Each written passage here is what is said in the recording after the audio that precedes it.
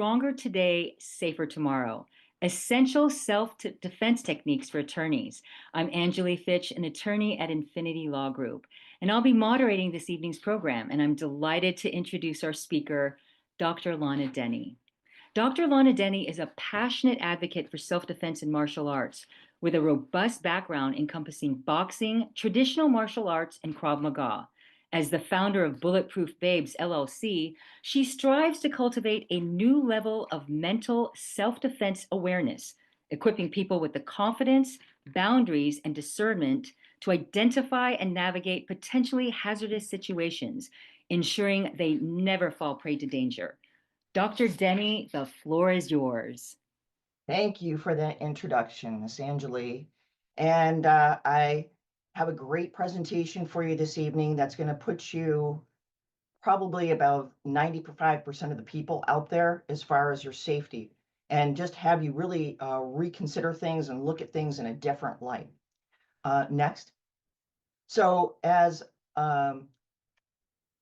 Angeli stated, yeah, my background, I have a significant background in the combat arts. And particularly I used to be a boxer for money, and I did 10 plus years of Krav Maga. And if you don't know what that is a fighting style developed for Israeli special forces and for the Mossad.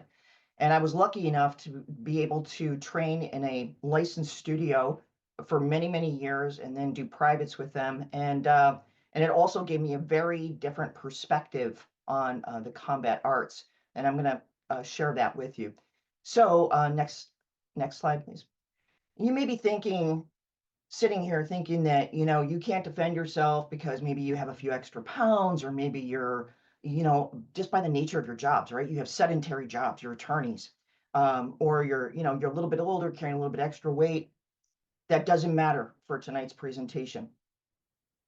Even though I have my background is in the combat arts, the last thing I want to do is be in a confrontation, a physical confrontation on the street.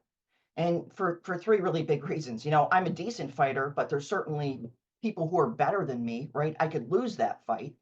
I could get in the fight and win it, but still hurt myself, which has actually happened before. I've actually broken a bone on somebody's, a bone in my hand on somebody's face. Or I could end up killing or maiming somebody, in which case I'd be facing possible criminal action and almost certain civil action against myself. Last month I was talking to the New York City Bar Association, and we were talking about the case of Daniel Penny. And if you're not familiar with this case, it was a really tragic case of a young Marine. He just gets out of the Marine Corps. He goes to New York City as a tourist, and he's on the subway, and he's dealing with a unhoused person having a mental health crisis who was really threatening other passengers on that subway train. And Daniel, trying to do the right thing, subdued this unhoused person in what's called a rear naked choke. And he held that for a little bit too long, a little bit too strong, and he ended up killing this individual. And so he was charged with manslaughter. And just recently, it was just a few months ago, this came to trial, and he was found not guilty. But lo and behold, what comes out of the woodwork, this unhoused person's father now is filing a civil suit against him. And of course, this person had nothing to do with the unhoused person's life, was never in his life to begin with. I'm sure as attorneys, that does not surprise you at all. But, you never want to be in that situation, right? So violence is always the very last thing. Next. So if you recognize this from the news, this was a couple years ago. This was a radiologist from Southern California who drove his Tesla off Highway 1, a cliff off Highway 1, with his wife and children inside. And believe it or not, they all survived. The reason I have that slide up there is because I want to point out a really important fact for you, especially for the women on this phone call. When we think of crime, I think most women think of crime like you're walking through this dark parking lot at night, and somebody rushes out from behind a building. And there are certainly those types of crimes, but they are the minority. If you're a woman, 3 out of 5 sexual assaults are from somebody that you already know, somebody who's already in your life. They're somebody that you know from the office, a coworker, they're, a friend of your roommates. It's just somebody who's already in your life. And the same thing with women who are murdered. 75% of women who are murdered knew their attacker. Okay. So it is unfortunately the people who know you who pose the most threat. We're going to cover both scenarios here, and very interestingly, for the men who are on this phone call, it is just the opposite for them. They are more likely to be sexually assaulted or killed by somebody who does not know them. Next slide. So let's talk about this crime, because I think most people's conception of a crime is just like this really random surprise thing. And let me tell you, it is not. It's not. Crimes follow a formula, whether it's a financial scam to an assault to murder. They all follow this formula. And next slide, please. We're going to look at this formula. It's called the OODA loop. Now, maybe you've heard of this before because it's been co-opted by so many different organizations, but this was actually from the military, designed for as a rules of engagement. When are you going to engage the enemy in battle?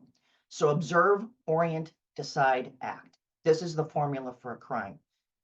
Let me give you a real life example. Let's say that I'm a purse snatcher. Okay, where's a good place for me to go? If I was a purse snatcher, I would go to a grocery store. I would stand out in front of a grocery store. I would stake that out. I'd be outside of a Safeway. Because women tend to not go shopping with their whole families, not with their husbands, right? They may have a few kids in tow, but women tend to go shopping by themselves. And so, okay, now you're the shopper, you come out of that grocery store. I've observed you. Now let's say you got a cart full of groceries, you've got a couple little squirming kids, and now I'm watching you. And I'm watching, where are you headed to? Now I'm orienting myself.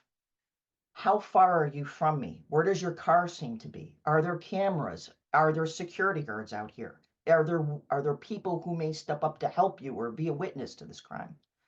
Right? So that's the orientation part. Now I'm going to decide, is it going to be you or am I going to wait for somebody else? Then I'm going to act on that decision.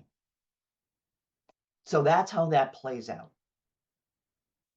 And what we're going to do tonight is I'm going to show you how to break this pattern. I'm going to give you at least one thing in every one of these 4 quadrants to be able to break that pattern, including the act.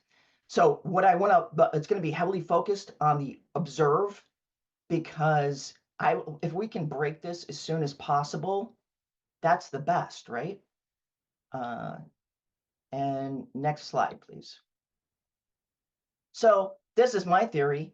If the best self-defense in the world is just to not have it be you, right? Have them pick somebody else. There's something that's very unappealing about you to a predator that they're going to take a pass on you. Like, this person's, man, they're going to be too much trouble for me. Okay, so how do we know? How do we know what predators look for? Okay, this is not a big mystery. This has been studied very well, and there's a really famous study on that by Grayson and Stein, and it was actually a study on making better police decoys. So this was the scenario. A bunch of police departments came up and they wanted to fund this study. How could they waste less time on a decoy type situation?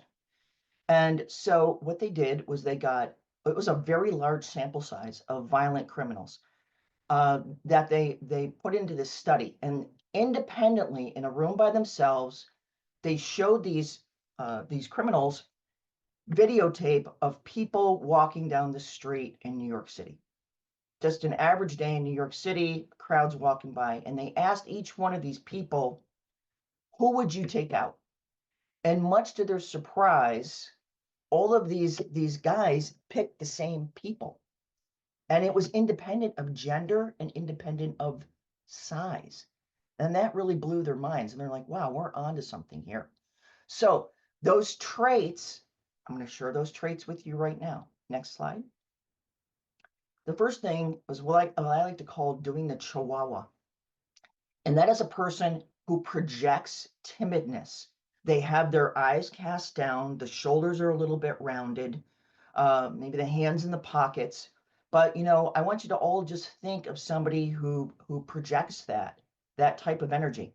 And I'll tell you that it's not all women, right? There's some men who project this energy too. I'd say the majority of people who project that energy are women, but there's a lot of men.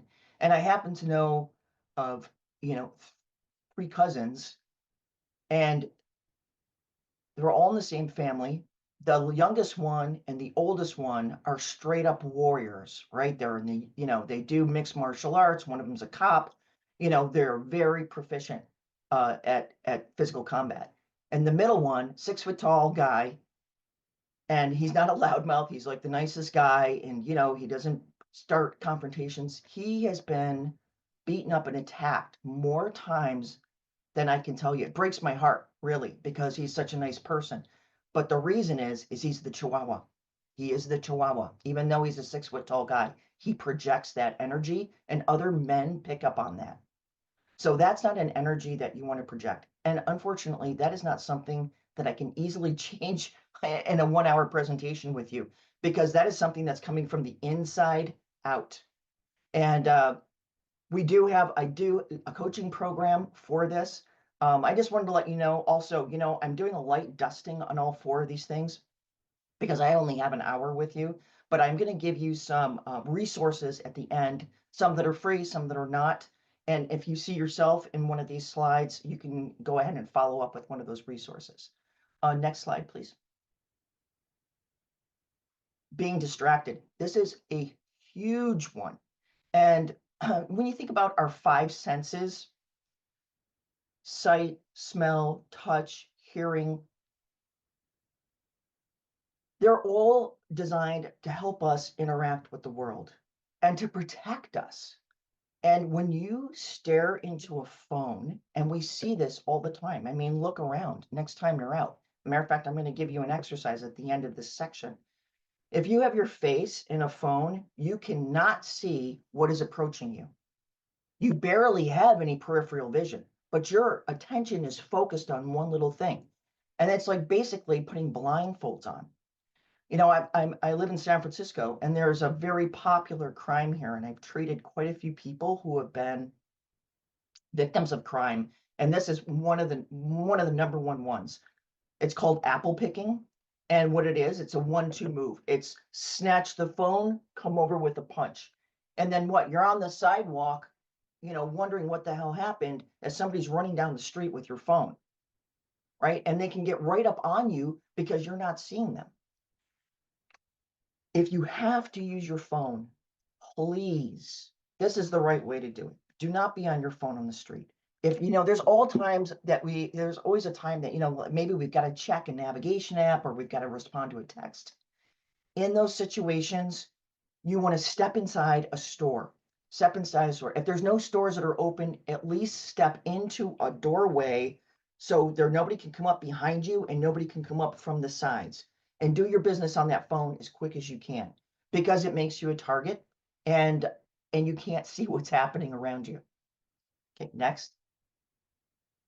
Same thing with wearing earphones. You know, it's amazing when I see people walking down the street that have earphones on that look just like this. They're completely encompassing, and they take away your sense of being able to hear who's coming up on you. And I was on that app next door. I don't know if you've ever been on that app, but this woman was recounting this story where she gets on the subway here and she noticed this guy is like really staring at her, trying to make eye contact with her. She's got headphones on, and she takes that subway train way far out. And this guy gets off at the same stop she does. She doesn't take her headphones off. I want to scream reading this post that she has. And she walks several blocks before the guy comes up behind her, snatches the headphones, snatches her purse, and fortunately, actually, bystanders got involved in it, and they got her purse back. But he made off with the headphones. And I thought, wow, what could you be thinking? You're already on alert. You already know a predator has targeted you, and you're walking and you don't take your headphones off. So I know this is a unique thing in LA, right? You're not San Francisco, you're not New York. I know you guys don't really, take the subway and walk a whole lot, but please do not wear headphones out on the street.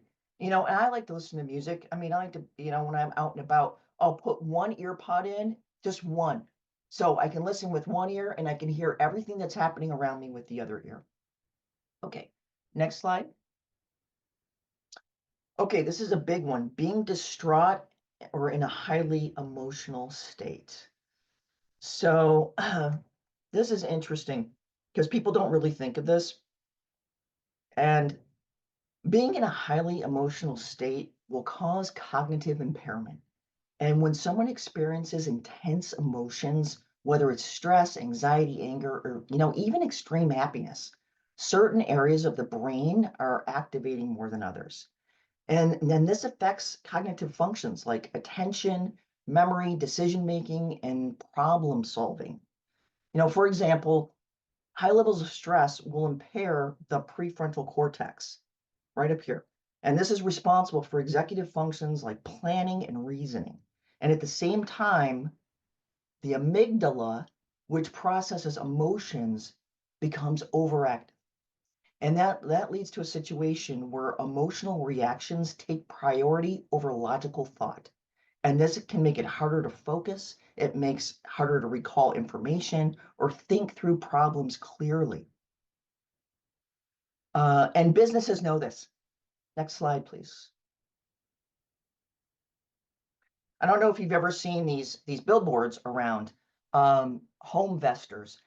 Uh, the ProPublica just did a big expose on them last year. And so their business paradigm is to buy houses cheaply, flip them and make a lot of money.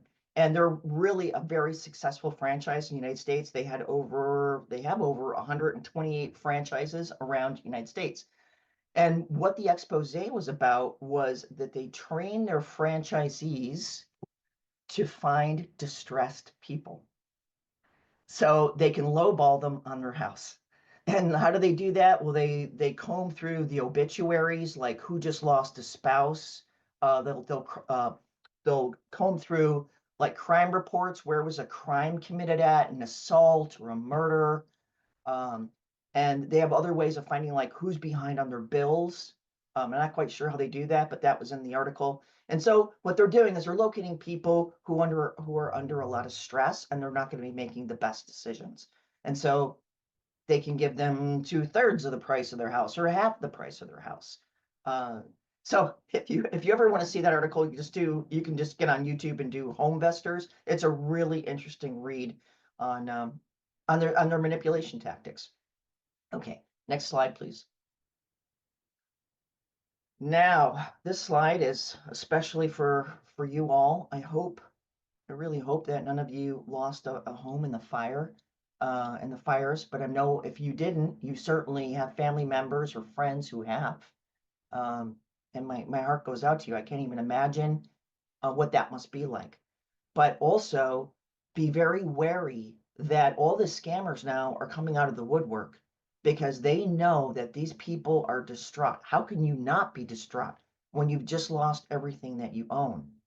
And then those few houses that are standing in every neighborhood for like miraculously they survived.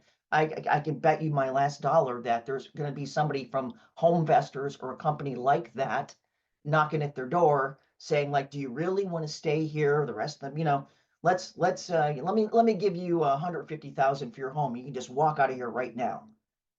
So please be wary of that. That when you are upset, you are not making the right decisions. And that can really put you in peril, not just financial peril, but also it's just easier to assault somebody.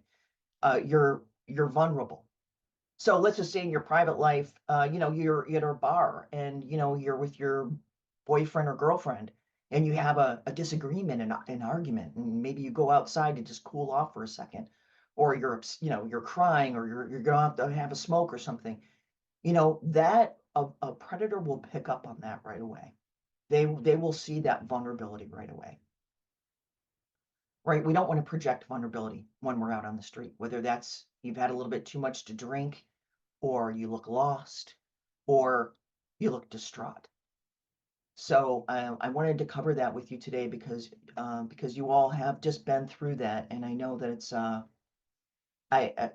something that I can't even imagine. Next slide, please. I think we missed one. Did we miss one? No. Okay, Perry Mason. Right, the Perry Mason moment. So I was having this a discussion with an attorney a couple weeks ago, and she was telling me, well, there are no more Perry Mason moments because of the rules of discovery. Like, one side already knows what the other side has. So there's no Perry Mason moment. And if I'm dating myself here, which I probably am, I mean, this show was actually even before my era. It was a show that was in the late 50s and all throughout the 60s. And Perry Mason was this, dynamite attorney who would at the last minute yell something exculpatory or incriminating at his witness on the stand. Like, you do own a red truck, don't you? And so she was arguing with me that, well, there's no more moments like that.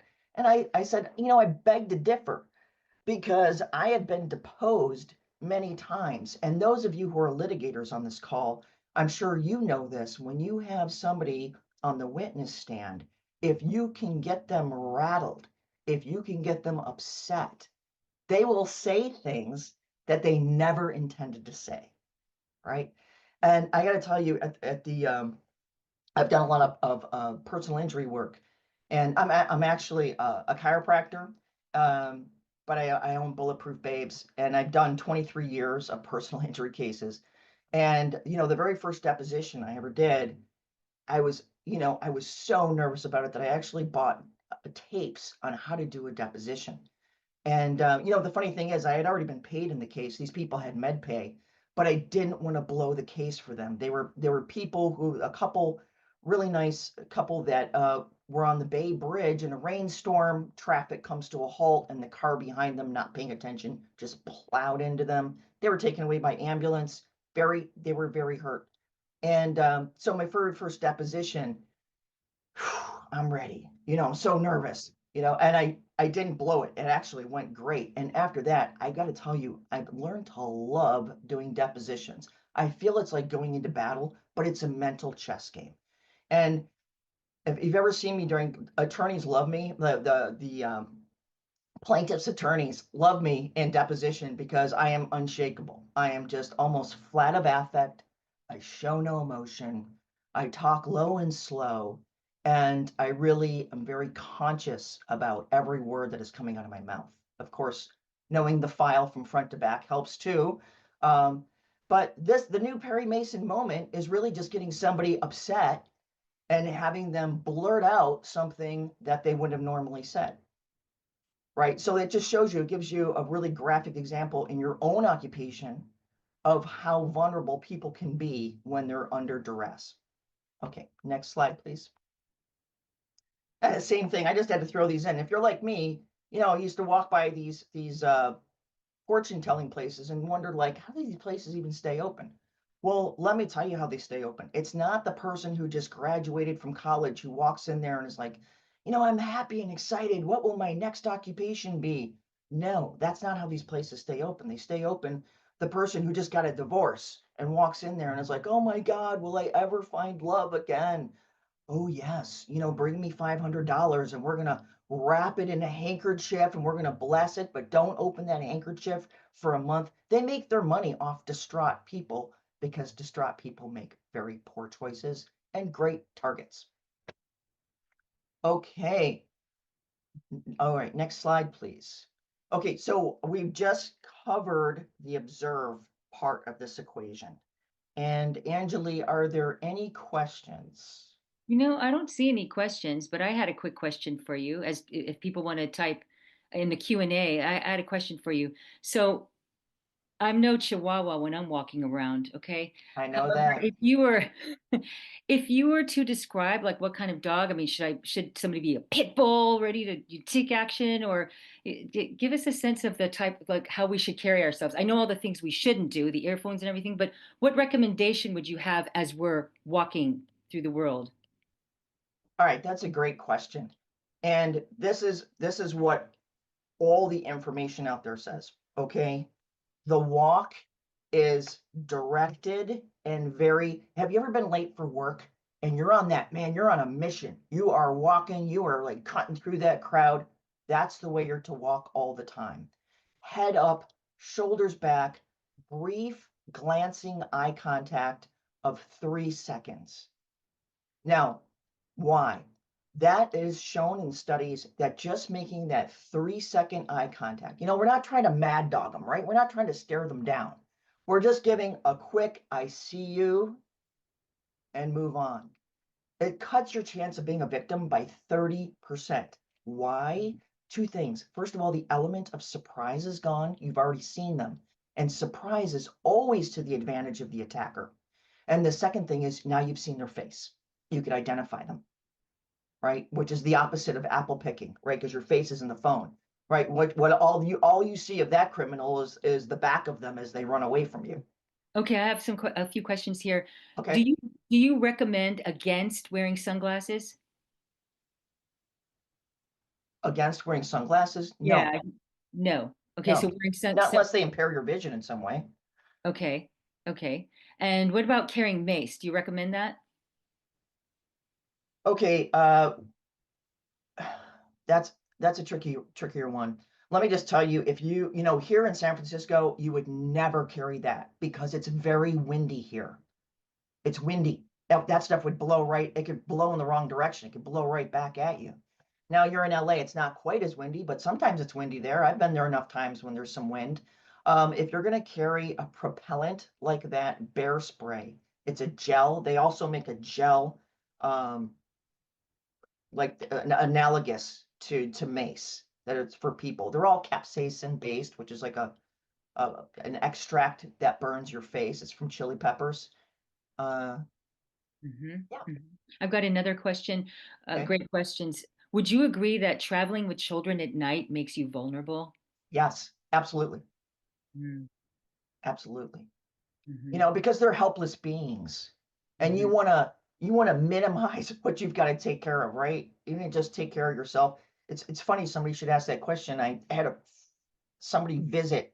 We were all going out to dinner and we're going to this performance in San Francisco's Tenderloin and a really top, and that's a really infamous neighborhood for all the wrong reasons. And my business was located there for 21 years. I know that neighborhood really well. And she wanted to bring her dog.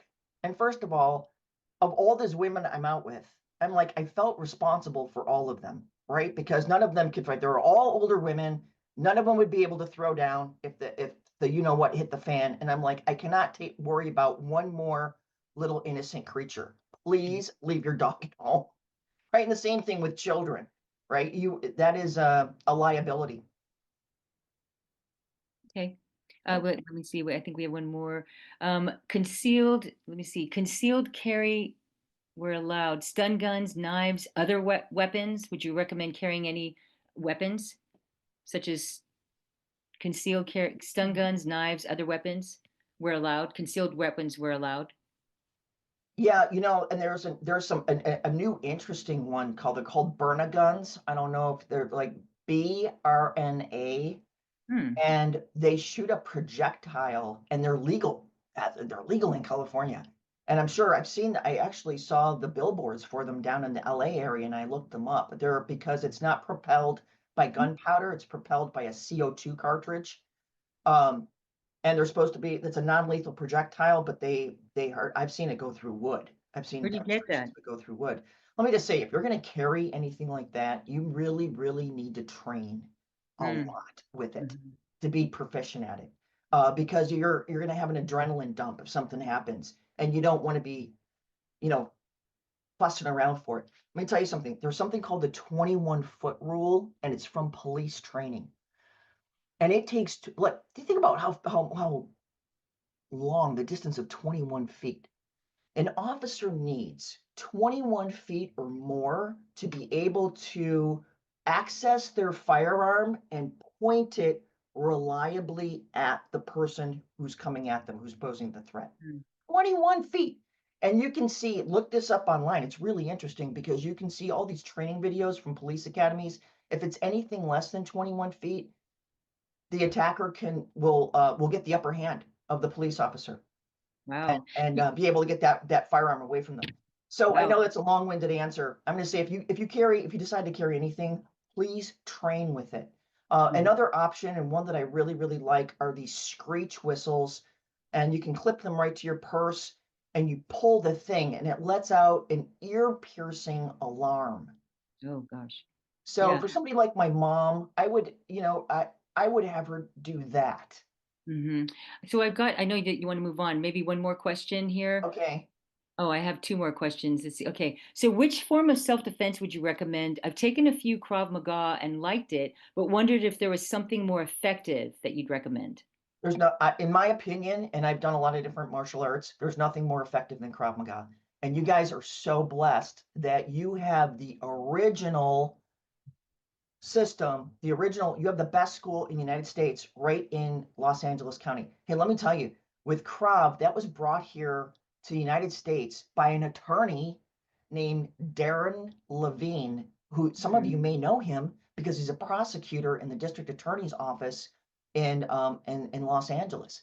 And he's been in that office since I think like 91, 93. In 2007, he won an award for 100% conviction rate. And I've had a chance to train with this guy on two special seminars that they did up here in San Francisco at our school. Our school was a licensed school out of LA. And what a great guy. And just imagine he brought all the video circuitry, the videos of people being attacked, being stabbed, being shot that he had access to at the DA's office and and picked them apart for us. Okay, look at this. Look at how this guy turns his body. He blades his body because he's anticipating he's going to and then he's reaching for a knife. And he just broke everything down for us, which I have to thank him because it's a lot of the material, a significant part of the material of what I teach is from Darren Levine. And you guys have the best. Hey, look, any martial artist out there is going to say, how can you say Krav Maga is the best? Jiu-jitsu's the best or karate's the best or whatever. You have to look at, this is what all the black belts say. Look at what that thing was designed for. Okay. Would anybody argue with me that if I said, karate or judo, jiu-jitsu, those are meant to win a fight, right? Mhm. Krav Maga is not meant to win a fight. It is meant to negate the threat and get away. It is a military combative. Mhm. So, okay, I better get on. Good, I'm going to run Well, out of time here. do you want one more before you move on? You can answer Oh, this. okay. Okay, and then we'll move on. How about what you wear? Less show off clothes, no jewelry, in terms of what you wear. Man, I'm really glad you asked that question because I don't know if you guys remember this in the news or you saw it in the news, but the brand new draft pick for the 49ers, Ricky Pearsall, was shot in the chest in Union Square at 3 o'clock in the afternoon on a Saturday. Why? As soon as I heard it, I knew exactly why. I knew what happened. So he's a young kid. He gets drafted to the NFL wearing a Rolex watch, right? And some young kid, he's not even from San Francisco. He was from like the Valley, uh, San Joaquin Valley, had come into San Francisco to commit his big crime, and saw that Rolex. And think about now, this guy's an NFL player. He's got to be a big dude, right? But this kid sees that Rolex watch and decides it's worth it. And then, shoots Ricky Pearsall in the chest. And actually, he ended up shooting himself, which yeah, not a master criminal, right? But I know LA is different than San Francisco, and I don't want to say, don't take this the wrong way. I know that displays of wealth are very big in LA, right? I was going to say ostentatious displays of wealth. That sounds very judgy. But no, in San Francisco, it's not that way. It's actually just the opposite. The guy in the t-shirt and the hoodie that you're sitting next to at the sushi bar could be a tech guy worth $10 million. But I know that, whenever you have a display of wealth, like you have a super nice car, you're wearing a tennis bracelet, something like that, that's going to put a target on you. Okay, so let me move on. Next slide. Okay, so we're going to orient. Orient is our next one in that equation. I got to pick up the pace or we're going to run out of time. And I want you to think red, yellow, green. Okay, so our red zone, I want you to just extend your arms out from your sides. That is your red zone. Nobody should be in your red zone unless you gave them the permission to be there. This always amazes me how many people let people get that close to them. Okay, the yellow zone, we're going to go over this a little bit further detail. The yellow zone is from the red zone to about 25 feet out. And then the green zone is from 25 feet beyond. Now, it doesn't inherently make it a safe zone. It's just that it will buy you time to see what's coming at you and decide what you have to do. Okay, so I want to start with the yellow zone. Next slide, please. So these are two crimes that happened fairly recently. The one on the left, New York City, I saw the whole tape of this. This woman gets out of an Uber and she gets out in front of her apartment building and she opens the door. And this is all on camera. She opens the door and she starts walking down the hall. Now, the door on a door closer, right? It slowly closes. There's an unhoused person, a transient walking by. He sticks his hand in and doesn't let the door close. And then he opens it. And if you can see behind her, you will see his outline. And so what happens is she's walking down the hall. This is all, I saw this on the film. And she had to know the guy was behind her. This guy is in her yellow zone. And what does she do? She opens up her apartment door and the guy rushes in behind her. And he pushes his way into the apartment, takes one of her kitchen knives, and it's this horrific battle. And yeah, he stabs her multiple times. Well, it's such a commotion that the neighbors call the police. The police come, the guy's barricaded himself in the apartment. They kick the door open. There's signs of a struggle. There's blood everywhere, and she's dead in the bathtub. Why do I like to show this one? I like to show this one for a couple things. First of all, when you open a door like that, think of yellow zones when you're in a portal. You're in a portal. You're opening a door to something. Your home, a hotel room, your car door. This is people. Remember that 21-foot rule? People can cover that in 2 seconds. Literally. That's not a metaphor. I mean, 2 seconds. People can cover 21 feet. So, you want to be careful. Do not open a door. Stand and wait. I think she would have probably still been assaulted, but I don't think she would have died had she just turned and confronted him or walked out, because that struggle would have happened in the hallway where, first of all, neighbors could have seen it. And also he stabbed her with one of her own knives. So don't let yourself get pushed in to a portal. If you're going through a portal, you don't want anybody in your yellow zone. And the one on the right-hand side, this actually happened just a few blocks from where I live. The person in the baseball hat, the white baseball hat, it's a woman, and she's coming in to get a facial from an esthetician in this building. And the same thing. You can see it, the whole camera, there's a whole video of this. The door is closing slowly, and this kid rushes in. Now, she had a very expensive purse. And that's what he did. He ran up behind her and he grabbed the purse. And then she actually, if you see the whole film, it's kind of funny. She chases after him and they fall to the sidewalk, and he like hits her and then runs off with the purse. And really, that's the only injury she incurred, was because she chased after him, which is the point.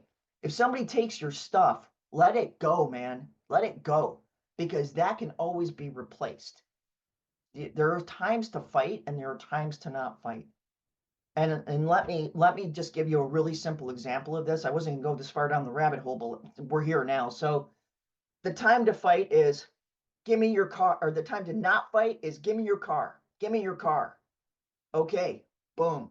You've been carjacked, you're out, your car goes. So freaking what? You gotta have insurance? You know, you can always buy another car. Here's the time to fight for your life. Get in the car. If you are taken from point A to point B, your chances of survival plummet by 90%. That is an across the board law enforcement statistic. That is the time to fight for your life. Because if they're going to hurt you then at point A, imagine what they're going to do at point B where nobody can hear you scream. Okay, next slide. Okay, now I want to play this video for you because you guys are in a unique environment that LA is a very car-based culture, right? Everybody drives. It's like the famous song from X in the 90s or 80s. Nobody walks in LA. I won't sing that for you. But it's true, right? You guys drive everywhere. So I want to do one little thing, one little safety thing around your cars. And this is actually from my Wednesday newsletter. I put out a short form video blog.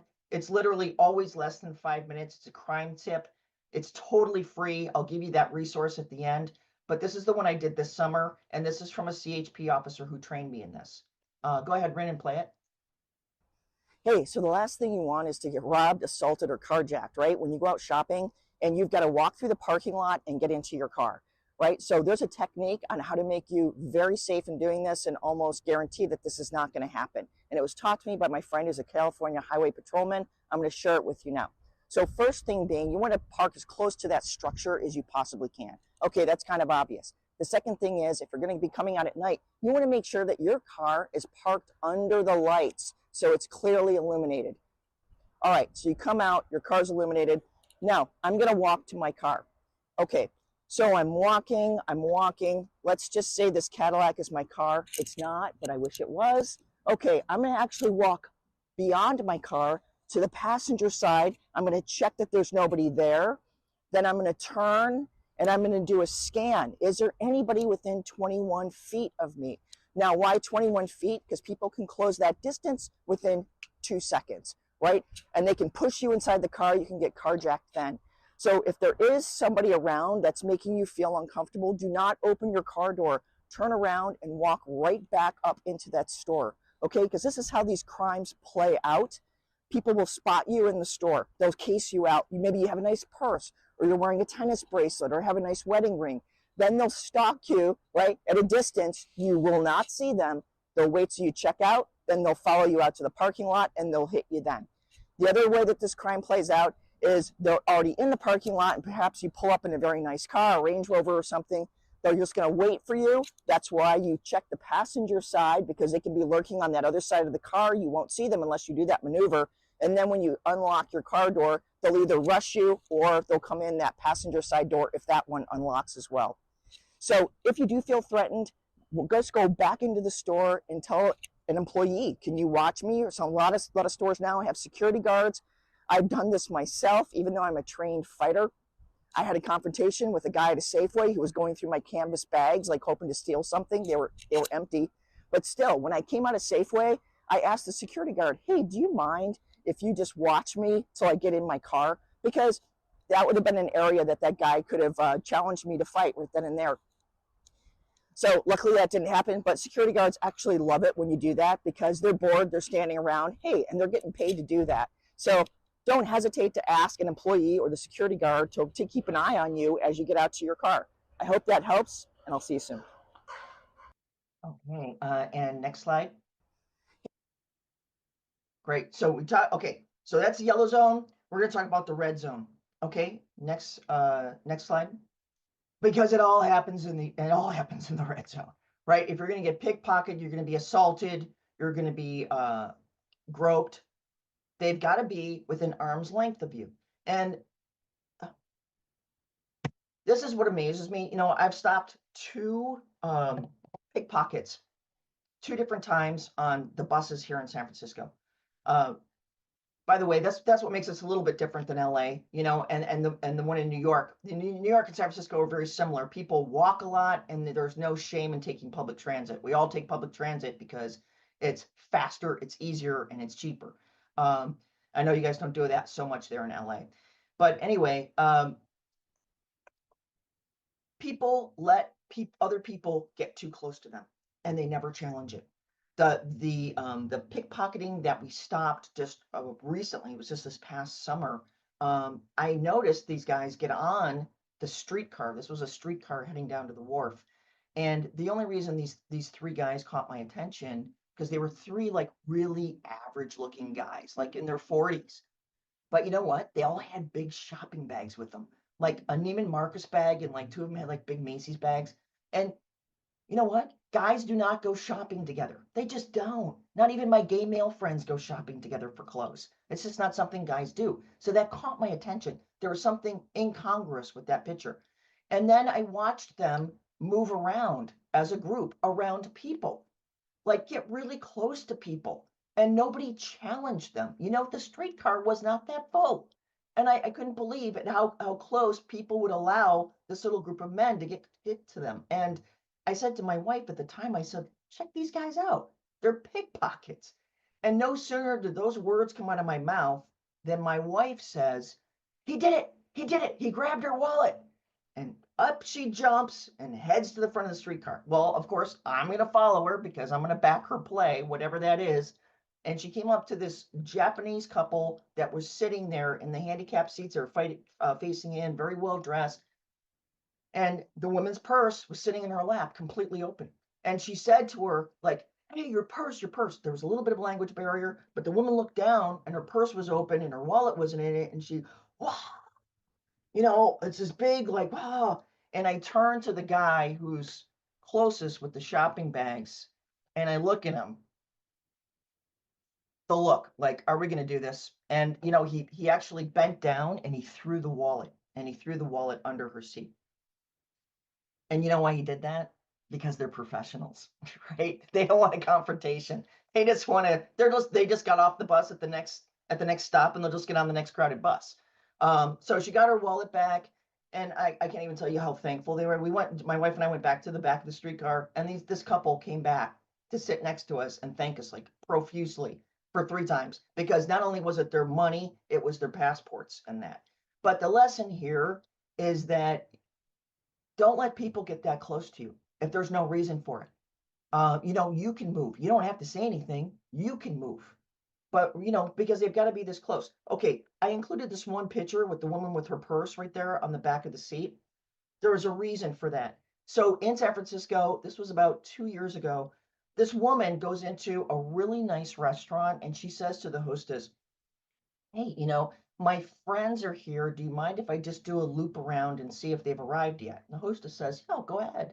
And so, you know, 2 minutes later, she had come in with a big jacket. Now the big jacket was over her arm, and you can see it was kind of bulging out a little bit. And what she had done is she has just scooped up people's purses from the back of their chairs. She got like 4 purses. And you know what? It's like, why, you know, and the people didn't even notice. They didn't notice until their purses were gone. And they asked the manager, and the manager played the security tape, and they can see it. But just think of how close she had to be. She was very close. Please don't ever hang your purse on the back of a chair, or if you're going to do that, put your jacket over it, because that's an easy way for people to get your purse and you won't see it. So it's just another example of like be very mindful. I have like a radar, man. If people are close to me, there better be a damn good reason why they're that close to me, or else I'm on high alert. Like I'll move. That's okay. You can stay there. I'll move on, because I don't want people within this distance of me that I don't know, who aren't my friends, who I can't trust. Okay, next slide. All right. Well, I'm going to have to save the questions till the end, Angeli, because I don't want to run out of time, and I've still got a bit to cover. So decide. We're on to decide, and we're going to show you how to break that. This is one of the most challenging things of this whole loop. I'll tell you why that is. Go ahead and forward it to the next slide. So we already covered this a little bit with being distraught, and it's the same premise here. There's a martial artist out of the UK who has a really big following, and he has a different take on the OODA loop, which is really interesting and also very valid. So he has the OODA loop from the victim's perspective. So let's just go back to our purse snatcher at the grocery store, right? Now, I'm the person with the kids and the grocery cart full of groceries, and I observe a sketchy looking character as I come out of Safeway. And then I'm orienting myself, like, where's my car? Oh God, this guy seems to be closing the distance. He seems to be kind of getting closer and closer to me. Now we're on to decide. What do I do from here? Oh, do I try to get my groceries in the car? Do I turn around, go back in the store? Do I open the car door? What do I do? What do I do? This is where people fall apart. And I have seen it. I have seen it firsthand. When my brother and I, when we were young, our bedroom windows faced onto a parking lot, and on the other side of that parking lot was the back end of a bar. So, when there was a fight in that bar, it would be in the parking lot. My brother and I would be like, "Oh yeah, I'll put $1 on the guy in the red shirt." And they'd usually be like one fight or like one punch because the person would fall apart. The little dinosaur, the amygdala, the fight or flight, it's taken over, and people are not thinking. Now, how do you train out of this? It's really hard. This is what makes this the hardest thing. Um, it's hard to train out of it, but you can. It is possible. And I'm going to show you an exercise here. First of all, if you can, get into things that cause an adrenaline rush, because then you get used to that feeling. In Krav Maga, they used to do the most messed up things. You'd be all day long training for something, then they turn all the lights off and like come up and choke you, right? They would simulate uh, that adrenaline rush constantly to make you fight it. They do things like, yeah, turn the lights off, and there'd be a row of people that you're going to be the victim. The other row is going to be the attacker, and you're going to get choked from some angle, from behind, from the side. They'll flash a strobe light. They'll blast the most obnoxious acid rock that you've ever heard, all to stimulate you and disorient you and have an adrenaline rush. So there's no adrenaline rush when the what really hits the fan in real life. That's a hard thing to train. You've got to purposely look for that. But let me show you one technique from the military. Next slide, please. And that is called box breathing. It's from the Navy SEALs. And this really works. And what it is, it's really not that exotic at all. It is breathing in on a count of 4, holding it for a count of 4, breathing out for a count of 4, and holding that exhale for a count of 4. So let's just do it one time. You know what this physiologically does? It actually slows down your heart. And I've used this many times, like if I'm mad or I'm in traffic or even just trying to go to sleep, this box breathing. So we're just going to do one round together. So I cannot talk and do this with you at the same time. So I'm going to hold up my hand, okay? And we're going to breathe in.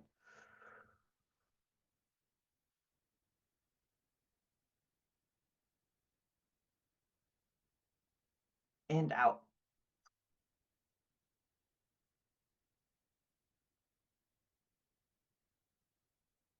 That's it. That is box breathing. And that's what they teach the SEALs to get control of that little reptilian brain so your cognitive function does not turn off. Next slide, please. Okay, and now we're on to ACT. Okay, so here's where everything is played out, and we've got to deal with this person who is now in our face. Okay, so the first thing we want to do, okay, next slide, please, is weaponize your voice. And they actually teach this in Krav. And here's the position. You put your hands up like this, and at the top of your lungs, you yell, "Get back! You're scaring me! I don't know you!" Now, this does many things. This is a multifaceted thing, for as simple as it sounds. First of all eyes will turn and the attention will be on you because you're extremely loud. You've just made a commotion. Second thing, you've established you do not know this person. This is not a domestic violence situation. People will not get involved if they think that they know who. Nobody's going to get involved in a domestic incident like that. But if it's a stranger, there's a greater probability that somebody will get involved and help you. And the third thing is you have your hands up here protecting your jawline so you don't get knocked out. This is also for as defensive as it looks, to the optics on this are very defensive, right? But here's the trick. Boom. My hands are already up. I can throw that punch much quicker from this position than I can if my hands are at my sides. If you see somebody do this, man, step back, because that's one of the first things they teach you in Krav. If somebody's getting ugly and they're in your face, step back, step back. It looks defensive, but it's actually an offensive move. And so weaponizing your voices, and let me just tell you, this works in a variety of contexts. Angeli will appreciate this. I was at Powell Street Station, one of our big metro stations here, and there's a scam with the unhoused population. The way the machines worked at that time, that you had to buy a ticket, you have to look on this grid where you are, where you want to go, where that intersects, that's the fare, how much you got to put in the machine to give you your ticket. And I'm doing all that, and a woman comes up to me, one of these people running the scam is like, "Oh, I'll help you, I'll do this." And before she presses any buttons or demands any money from me, I turn around and go, "Get back, I don't know you." Was I afraid of her? Oh, hell no, of course not. But you know what? Right away, everybody looks, and she was embarrassed, and she kind of slinked off. And that's the best that situation's going to end, right? There was no need for a physical confrontation. I was able to get her away from me just by doing that one move. Okay, next slide. So remember that. Okay, be the crazy. And Angeli and I were talking about this, and this is a defense that really works, really surprisingly. And it's not easy. I got to tell you, it's not easy. And this was taught to me a long time ago, and I have used it many times. And Angeli, you've used it as well, right? Okay, it is easy for me. Go cray cray. It's like a huge release, but Right, yes, I have right. used it several times. Yeah, and so to make it easy for yourself, have a crazy rap ready. And so mine was always that, you're going to be judged. Jesus is coming down in a spaceship and you are going to be judged by him. You know, predators want you to behave in a predictable manner, and they want you to be afraid. They want you to feel fear. They want to control you. They do not want somebody who's like way out there, who's uncontrollable and unpredictable. I have literally had people turn around and who I was afraid of, like I thought, man, this is going to happen, and turn around and walk away after the Jesus in a spaceship. So it's hard to do it because we're used to acting very sanely, appearing very rational. It's hard to say something that's just totally crazy. Maybe not for Angeli. Angeli loves it. That's great. But this is just so effective. You'd be surprised. Okay, last slide. And okay, I have to mention something about violence because violence is our very last option, but it is an option. It's an option. And if you're going to win that fight against somebody who's bigger and stronger, you've got to follow these 3 rules. You have to commit to that violence 100%. You cannot be, timid about it or tepid about your decision. You've got to commit to the violence. You've got to switch in your mind from a defense to a counter offensive. You're not on the defense, you are countering what is coming at you. And you must seize the opportunity. Also, just wait for the opportunity. Now, I won't share the gory details of this story, but let me just tell you that I have experienced this firsthand as a 12-year-old, taking a beating from one of my mother's boyfriends. And the beating was over. Man, I had taken, yeah. And I was propped up against the fridge, and he came over and he started laughing. And in that moment, I mean, not the beating was done. I probably could have, I could have not done anything, but the anger, the humiliation, the rage, and I made a decision right at that moment. I saw an opening. I saw an opening, and I put all my weight into that one shot. And guess what? He was the one on the floor, not me. And who would have ever put their money on that 12-year-old girl versus a full-grown man, right? And I didn't even know this material then.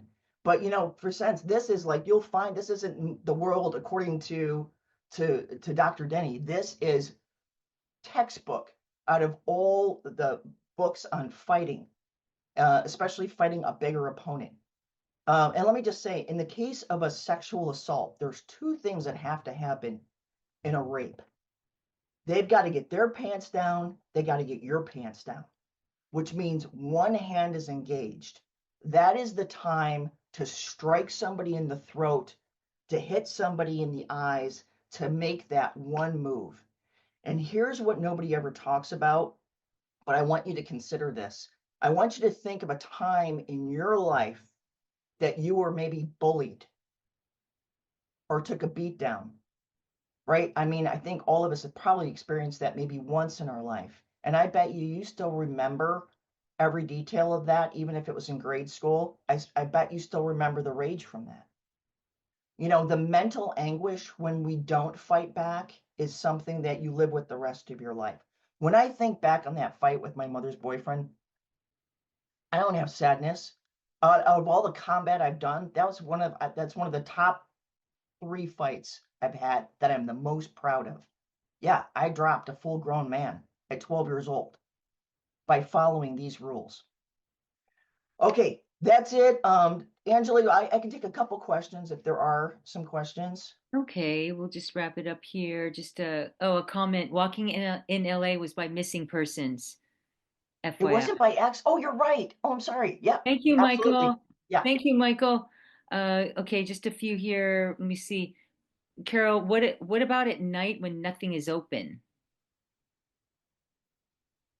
I'm not sure what the context Like is. if you're walking down the street when Yeah, when maybe nothing's open. open, you can't go back to a structure, or there's no structure for you to go back to or something. Yeah, I mean, I would think tactically about that. Mm-hmm. If it's in a residential neighborhood, I mean, you're going to do what you're going to do. Don't look like a chihuahua, Mm-hmm. right? Mm-hmm. You've got that Mm-hmm. focused walk. You're going where you're going. Yeah. Yeah. Yeah, Yeah. that's a And little big. Uh-huh. And Dr. Denny, I wanted to say that just really quick. My 21-year-old niece was telling me last week, I guess this is very common. They were in San Francisco clubbing. She's 21 years old with her friends. The friends go into the car in the alley after everybody's going home and just sit there and chat with the doors unlocked. Yeah, Anyway, just yeah. it's nuts. So Uh, I know. Anyway, so I think just in looking at these, just a lot of really positive comments here. Uh, how many square box breathing should you do so that you're prepared? Bernadette, how many square box breathing should you do so you're prepared? uh, I'd say do at least 3 to 4 so you can feel your heart rate start to go down, because there's going to be times you cannot think yourself out of a situation if you're panicking. So, Right. Okay. yeah. Okay. And Okay. Ren, can you advance the next slide? Thanks. I want to, for any questions I don't answer, or you would like that video, that short form video blog that I send out every Wednesday. It's on some type of crime or crime prevention. Sometimes it's on manipulation and how to counter that.